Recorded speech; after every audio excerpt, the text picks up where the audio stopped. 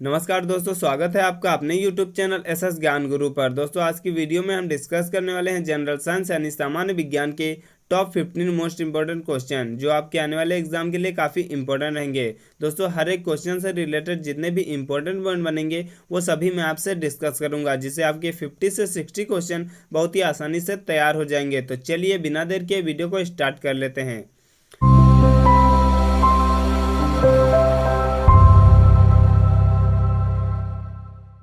First question है, अम्लों का pH मान कितना होता है। दोस्तों अगर आपको किसी भी क्वेश्चन का आंसर पहले से पता है तो वीडियो को पॉज करके कमेंट में अपना आंसर जरूर बताएं। और अगर आप हमारे बेस्ट स्टडी व्हाट्सएप ग्रुप में ऐड होना चाहते हैं तो लिंक आपको डिस्क्रिप्शन में मिल जाएगी। चलिए तो देखिए, अम्लों का पीएच मान कितना होता है। तो अम्लों का पीएच मान 7 से कम होता है, यानी कि इसका राइट आंसर ऑप्शन सी हो जाएगा। और देखिए पीएच मान की बात हुई है यहाँ पर, तो पीएच मान का फुल फॉर्म क्या होता है, पोटेंशियल ऑफ हाइड्रोजन या पावर ऑफ हाइड्रोजन, इसका फुल फॉर्म होता है। और देखिए पीएच मान जो है किससे मापा जाता है, तो पीएच मान पीएच स्केल से मापा जाता है। ठीक है, पीएच स्केल से मापा जाता है। और पीएच स्केल जो है इसके डेवलपर का क्या नाम है, पीएच स्केल को किसने बनाया, तो पीएच स्केल को डेनिश के रसायन शास्त्री ने बनाया, जिनका नाम क्या था, जिनका नाम सारेंसन थे। ठीक है, सारेंसन, आपको लिख के बता रहा हूँ जिससे आपको अच्छे से समझ में आ जाए।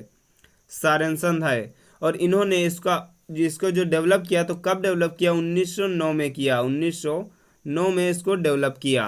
और पीएच स्केल को डेवलप करने की आवश्यकता क्यों पड़ी, तो ये जो आपको बता दें कि पीएच स्केल जो है किसी विलयन के अम्लीय और क्षारीय होने का पता लगाता है। ठीक है, पीएच स्केल से विलयन के अम्लीय और क्षारीय होने का पता लगता है। और साथ ही साथ आपको यह भी बता दें कि अगर आपको कोई विलयन जो है उसका पीएच मान जो 7 से कम है तो वह विलयन क्या होता है, अम्लीय होता है। ठीक है, 7 से कम होता है तो अम्लीय होता है, और 7 से अधिक होता है तो वह विलयन क्षारीय होता है। और अगर 7 के बराबर होता है तो वह उदासीन विलयन होता है। ठीक है, उदासीन विलयन कहलाता है। दोस्तों उम्मीद करता हूँ कि ये क्वेश्चन आपकी समझ में आ गया होगा। चलिए अगला क्वेश्चन देख लेते हैं। अगला क्वेश्चन है, कौन सा देश सर्वाधिक कार्बन डाइऑक्साइड यानी CO2 का उत्सर्जन करता है। तो इसका राइट आंसर ऑप्शन डी चीन हो जाएगा। चीन जो है सबसे ज़्यादा CO2 का उत्सर्जन करता है। ठीक है, और ये जो CO2 यानी कार्बन डाइऑक्साइड है ये ग्लोबल वार्मिंग के लिए उत्तरदायी है। ग्लोबल वार्मिंग के लिए काफ़ी उत्तरदायी है। ग्लोबल वार्मिंग के लिए उत्तरदायी है। और अब देखिए, अब बात आई है कि ग्लोबल वार्मिंग, तो ग्लोबल वार्मिंग क्या है, ग्लोबल वार्मिंग क्या है, तो पृथ्वी के औसत तापमान में वृद्धि को ग्लोबल वार्मिंग कहा जाता है। देखिए पृथ्वी का जितना तापमान है उससे अगर वृद्धि कुछ होती है तो उसको ग्लोबल वार्मिंग कहा जा सकता है। और पृथ्वी का औसत तापमान कितना है, 14 डिग्री सेल्सियस। ठीक है, 14 डिग्री सेल्सियस पृथ्वी का औसत तापमान होता है। और अब आपके यहाँ जो दो नंबर क्वेश्चन तैयार हो रहे हैं, यहाँ पर 2 क्वेश्चन तैयार हो रहे हैं कि ग्लोबल वार्मिंग जो है, ग्लोबल वार्मिंग के लिए सबसे ज़्यादा उत्तरदायी गैस कौन सी है। ग्लोबल वार्मिंग के लिए सबसे ज़्यादा उत्तरदायी गैस CO2 है, यानी कार्बन डाइऑक्साइड है। ठीक है, ग्लोबल कार्बन डाइऑक्साइड से ही ग्लोबल वार्मिंग बनती है। और कार्बन डाइऑक्साइड उत्सर्जित करने वाले देशों की सूची देख लेते हैं। तो सूची देखिए, आपको इसके बारे में बता दें कि कार्बन डाइऑक्साइड सबसे नंबर 1 पर जो है तो चीन है। चीन कितने % कार्बन डाइऑक्साइड उत्सर्जित करता है, 30%। ठीक है, उसके बाद अमेरिका है। अमेरिका जो है 15% कार्बन डाइऑक्साइड उत्सर्जित करता है। ठीक है, 15%। और उसके बाद है भारत। तो भारत जो है 7% कार्बन डाइऑक्साइड उत्सर्जित करता है। ठीक है, तो अब देखिए, और दूसरी बात आपको बता दें कि जो अमेरिका फर्स्ट नंबर पर है, और चीन फर्स्ट नंबर पर है, अमेरिका दूसरे नंबर पर है और भारत तीसरे नंबर पर है। लेकिन अगर जनसंख्या की दृष्टि से देखा जाए, अगर प्रति व्यक्ति की दर से देखा जाए, तो प्रति व्यक्ति दर के हिसाब से कौन सा देश नंबर 1 पर होगा, नंबर 1 पर होगा अमेरिका, क्योंकि अमेरिका की जनसंख्या जो है तो वो कम है और भारत की और चीन की जनसंख्या ज़्यादा है। और अमेरिका जो है 15% कार्बन डाइऑक्साइड उत्सर्जित करता है, यानी कि ये टॉप पर है अगर प्रति व्यक्ति दर से देखा जाए। चलिए अब अगला क्वेश्चन देख लेते हैं। टाइफाइड बीमारी किस जीवाणु यानी बैक्टीरिया के कारण होती है। तो टाइफाइड बीमारी किस जीवाणु के कारण होती है। टाइफाइड बीमारी जो है साल्मोनेला टाइफी के कारण होता है, यानी कि इसका राइट आंसर ऑप्शन ए हो जाएगा। और अब देखिए एक क्वेश्चन बनता है कि टाइफाइड बीमारी से शरीर का कौन सा अंग प्रभावित होता है। टाइफाइड बीमारी से शरीर का कौन सा अंग प्रभावित होता है, तो शरीर का कौन सा आंत जो है वो टाइफाइड बीमारी से प्रभावित होती है। और देखिए दूसरे ऑप्शन में है माइकोबैक्टीरियम माइकोबैक्टीरियम ट्यूबरक्लोसिस, ठीक है। तो ये जो है ये सेकेंड ऑप्शन है। अब इससे जो है ये भी एक जीवाणु है, और इससे कौन सी बीमारी होती है, इससे टीबी की बीमारी होती है। इससे कौन सी बीमारी होती है, टीबी की बीमारी होती है। ये जो है माइकोबैक्टीरियम ट्यूबरक्लोसिस, इससे टीबी की बीमारी होती है, और टीबी को क्षय रोग भी बोलते हैं। और जो नंबर 3 पर है इन्फ्लुएंजा, इन्फ्लुएंजा से कौन सी बीमारी होती है, तो इन्फ्लुएंजा भी देखिए एक जो नमोनिया आपने सुना होगा, नमोनिया नामक बीमारी होती है, और इससे शरीर का कौन सा अंग प्रभावित होता है, इससे फेफड़े प्रभावित होते हैं, ठीक है, फेफड़े प्रभावित होते हैं। और आपको बता दें कि जो टीबी होती है उसमें भी फेफड़े ही प्रभावित होते हैं। चलिए अगला क्वेश्चन देख लेते हैं। अगला है बिल्ली, शेर और टाइगर में कितने गुणसूत्र होते हैं। तो बिल्ली, शेर और टाइगर में कितने गुणसूत्र होते हैं, 38 गुणसूत्र होते हैं, यानी कि इसका राइट आंसर ऑप्शन डी हो जाएगा। यानी कि बिल्ली, शेर और टाइगर में 38 गुणसूत्र होते हैं। और देखिए यहाँ पर सेकेंड ऑप्शन है 42, तो 42 गुणसूत्र जो है किस में होते हैं, 42 गुणसूत्र बंदर में होते हैं, मंकी में होते हैं, ठीक है। बंदर में 42 गुणसूत्र होते हैं। और 56 गुणसूत्र की बात करें तो 56 गुणसूत्र जो हैं वो हाथी में होते हैं, ठीक है, 56 गुणसूत्र हाथी में होते हैं। और 40 गुणसूत्र की बात करें तो 40 गुणसूत्र जो है चूहे में होते हैं, ठीक है। आपको उम्मीद करता हूँ कि सभी अच्छे से समझ में आ रहे होंगे। चलिए अब अगला क्वेश्चन देख लेते हैं। गन मेटल किसका मिश्र धातु है, गन मेटल किसका मिश्र धातु है, कॉपर, जिंक, टिन। देखिए ये तीनों से मिलकर गन मेटल बनता है, ठीक है। तो यानी कि इसका राइट आंसर ऑप्शन डी उपयुक्त सभी हो जाएगा। अब ये देखिए यहाँ पर कॉपर लिखा है, ठीक है, ये सबसे नंबर 1 पर कॉपर लिखा है। कॉपर का प्रतीक यानी कि सिंबल क्या होता है, Cu होता है, ठीक है। कॉपर का प्रतीक Cu होता है। और इसका जो है एटॉमिक नंबर यानी कि परमाणु क्रमांक कितना होता है, परमाणु क्रमांक इसका 29 होता है, 29, ठीक है। चलिए अगला देखिए जिंक है सेकेंड नंबर पर। जिंक जो है, जिंक का प्रतीक क्या होता है, Zn, जो आपको पता ही होगा। और इसका परमाणु क्रमांक कितना होता है, 30 होता है, ठीक है। यानी कि एटॉमिक नंबर इसका 30 होता है। और तीसरे नंबर पर है टिन। देखिए टिन की बात करें तो इसका जो है प्रतीक क्या होता है, सैंपल क्या होता है, Sn होता है, ठीक है। Sn जो है टिन का सैंपल होता है, और इसका एटॉमिक नंबर कितना होता है, 50 होता है, ठीक है, 50। और देखिए एग्जाम में एक ये भी पूछा जा सकता है कि गन मेटल में कॉपर, जिंक और टिन, कॉपर, जिंक और टिन जो है कितने प्रतिशत होता है। तो इसमें ये काफ़ी इंपॉर्टेंट है क्योंकि ये पूछ लिया जाता है। तो आपको बता दें कि कॉपर जो है, तो कॉपर होता है 90%। गन मेटल बनाने में कॉपर 90% यूज किया जाता है। जिंक जो है 2% यूज की जाती है। और टिन जो है 8% यूज की जाती है, ठीक है। तो आपको उम्मीद करता हूँ कि सभी क्वेश्चन अच्छे से समझ में आ रहे होंगे। और दोस्तों अगर समझ में आ रहे हैं और याद भी हो रहे हैं तो वीडियो को लाइक ज़रूर कर दीजिएगा। चलिए अब अगला क्वेश्चन देखते हैं।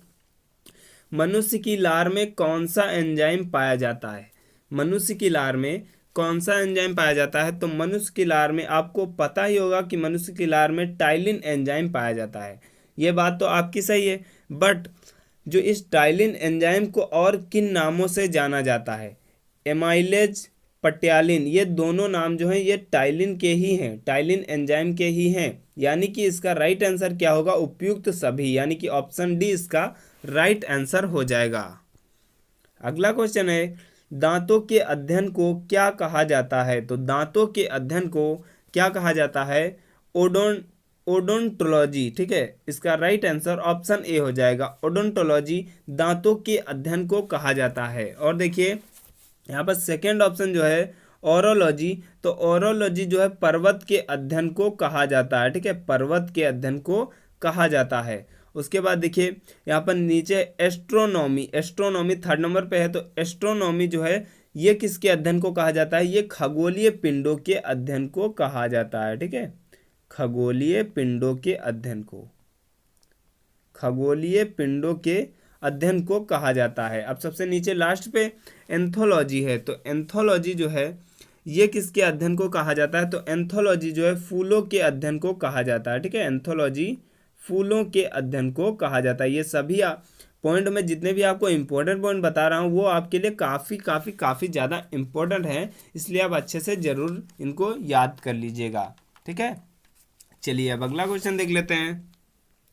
अगला, अग्निशमन वस्त्र फायर सेफ्टी क्लॉथ्स बनाए जाते हैं, तो किससे बनाए जाते हैं?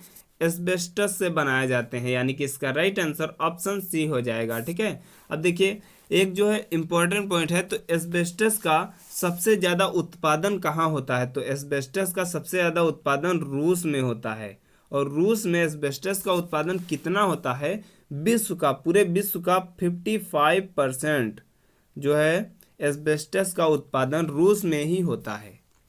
चलिए अगला क्वेश्चन है, अम्लीय वर्षा एसिड रेन में होता है। अम्लीय वर्षा यानी एसिड रेन में क्या होता है? केवल सल्फ्यूरिक अम्ल, केवल हाइड्रोक्लोरिक अम्ल, नाइट्रिक एवं हाइड्रोक्लोरिक अम्ल, सल्फ्यूरिक एवं नाइट्रिक अम्ल। तो इसका राइट आंसर क्या हो जाएगा? ऑप्शन डी, सल्फ्यूरिक एवं नाइट्रिक अम्ल जो है वो अम्लीय वर्षा में होता है। और देखिए वह वर्षा जिसका पीएच मान 5.6 से कम होता है, 5.6 से, ठीक है, 5.6 से कम होता है तो वह अम्लीय वर्षा कहलाती है। और देखिए बारिश के मौसम की जो पहली बरसात होती है उसमें नहीं नहाना चाहिए, क्योंकि जो पहली बरसात होती है वो अम्लीय वर्षा ही होती है जो हमारे शरीर को नुकसान पहुंचा सकती है। ठीक है, चलिए अब अगला क्वेश्चन देख लेते हैं।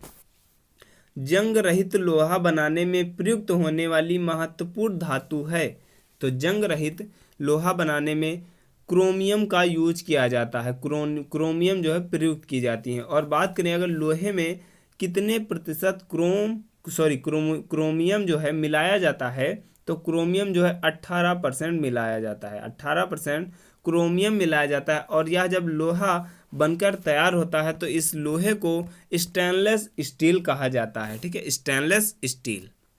अगला क्वेश्चन है, नीलगाय निम्न में से किस कुल में आती हैं? नीलगाय जो हैं किस कुल में आती हैं? तो हिरण के कुल में आती हैं, यानी कि इसका राइट आंसर ऑप्शन डी हो जाएगा, हिरण के कुल में नीलगाय आती हैं। ठीक है, चलिए अगला क्वेश्चन देख लेते हैं। किसने न्यूटन से पूर्व ही बता दिया था कि सभी वस्तुएं पृथ्वी की ओर आकर्षित होती हैं? तो किसने बता दिया था? ब्रह्मगुप्त ने बता दिया था। ब्रह्मगुप्त ने पहले ही बता दिया था, न्यूटन से काफ़ी समय पहले ही बता दिया था कि जो सभी वस्तुएं पृथ्वी की ओर ही आकर्षित होती हैं। अब ब्रह्मगुप्त जो है कौन थे? तो ब्रह्मगुप्त एक महान गणितज्ञ और खगोल शास्त्री थे। इन्होंने 7th सेंचुरी में ही बता दिया था। ठीक है, 7th सेंचुरी में ही बता दिया था कि सभी वस्तुएं पृथ्वी की ओर आकर्षित होती हैं। और देखिए जो हमारे ब्रह्मगुप्त जी हैं इनकी एक पुस्तक भी है ब्रह्म सिद्धांतिका। ठीक है, ब्रह्म सिद्धांतिका, जो अक्सर एग्जाम में साथ पूछ लिया जाए। चलिए अब अगला क्वेश्चन देख लेते हैं। सूर्य के बाद पृथ्वी के सबसे नज़दीक तारा कौन सा है? तो सूर्य के बाद पृथ्वी के सबसे नज़दीक तारा जो है तो प्रोक्सिमा सेंचुरी है, यानी कि इसका राइट आंसर ऑप्शन सी हो जाएगा। देखिए प्रोक्सिमा सेंचुरी जो सूर्य के बाद जो पृथ्वी के सबसे नज़दीक तारा है, और उसके बाद जो प्रोक्सिमा सेंचुरी के बाद अल्फा सेंचुरी है। ठीक है, अल्फा सेंचुरी उसके बाद है। अगर देखिए क्रम वाइज पूछा जाए तो आप याद कर लीजिए कि सब पृथ्वी जो सूर्य जो है पृथ्वी के नज़दीक है, उसके बाद प्रोक्सिमा सेंचुरी, उसके बाद अल्फा सेंचुरी। ठीक है, चलिए अब अगला क्वेश्चन देख लेते हैं। रेल की गति किस प्रकार की गति का उदाहरण है? रेल की गति किस प्रकार की गति का उदाहरण है? रूपांतरित गति का उदाहरण है। ठीक है, रेल की गति रूपांतरित गति का उदाहरण है। चलिए अब अगला क्वेश्चन देख लेते हैं। मानव शरीर में संक्रमण को रोकने में कौन सा विटामिन सहायक होता है? तो मानव शरीर में जो है संक्रमण को रोकने के लिए विटामिन ए सहायक होता है, यानी कि इसका राइट आंसर ऑप्शन डी हो जाएगा। और विटामिन ए का रासायनिक नाम क्या होता है? रासायनिक नाम इसका होता है रेटिनॉल। ठीक है, रेटिनॉल जो है इसका रासायनिक नाम होता है। और देखिए इसकी जो कमी से, जो विटामिन ए की कमी से कौन सा रोग होता है? विटामिन ए की कमी से रतौंधी रोग होता है। ठीक है, रतौंधी रोग जो आपने सुना होगा, रतौंधी रोग होता है।